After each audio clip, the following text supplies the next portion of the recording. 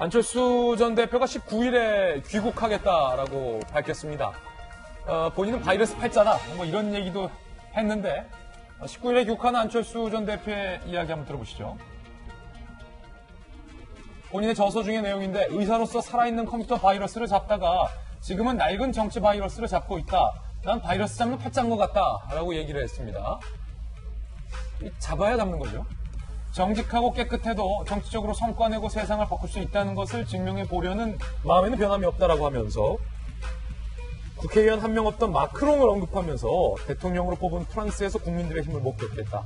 새로운 선택을 할 때만이 문제가 해결되고 미래에 대한 희망을 가질 수 있다고 믿은 것이다 라고 얘기를 했는데 이게 본인의 저서, 출간 예정인 저서에 나온 내용이니까 아마 돌아와서도 비슷한 이야기를 할 것으로 보이는데요. 김수경 교수님, 다 좋습니다. 그런데 문제는 안철수 전 대표가 냉정하게 해결해야 할 과제가 눈앞에 있다는 거죠. 본인의 연이은 정치 실패, 본인의 대선 실패, 본인의 서울시장 실패, 그리고 본인을 주축으로 치렀던, 안철수 전 대표를 주축으로 치렀던 이른바 지방선거에서의 패배. 이 세 번의 패배, 너무 많은 패배라는 거죠.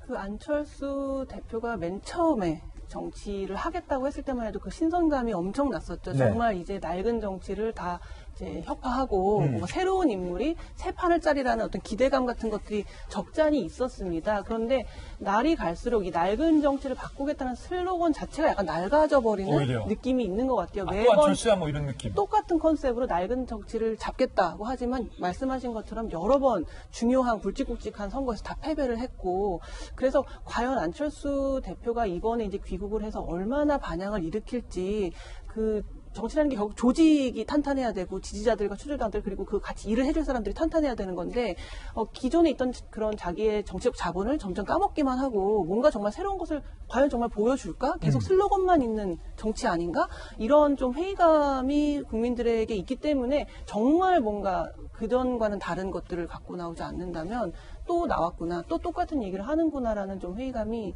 있을 것 같다는 우려가 듭니다. 아니, 장선철 소장님, 제가 제일 궁금한 게 사실은 안철수 전 대표에 대한 평가가 여러 평가는 나뉘는데 좋게 보시는 분들, 지지하시는 분들은 아우 민주당도 싫고 아유 나 한국당도 안 찍어 골프 치러 갈래 이게 아니라 양당이 싫으니까 좀 그 중간에서 새로운 정치 해봐라 라고 표를 주신 분들이 많잖아요. 그런데 비판하는 분들은 결국 안철수 전 대표가 말이 좋아서 중도신당이라고 하지만 제3지대라고 하지만 결국은 어느 한쪽 정당의 표를 결국은 갉아먹으려고 나눠먹으려고 나온 거 아니냐 이렇게 비판하는 분들 많거든요. 그렇게 이제 동전의 양면이죠. 예. 어떻게 좋게 볼 것이냐, 나쁘게 볼 것이냐인데, 결국에는 이제 19일 이후에 안철수 대표가 귀국하는 순간, 어쨌든 보수 우파 중도 대통합의 핵심 키가 될 수가 있을 것 같아요.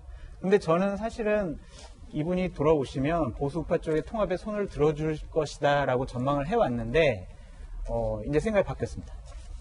그래요? 네. 저분이 마크롱 얘기를 하고, 예. 마라톤을 했잖아요. 예.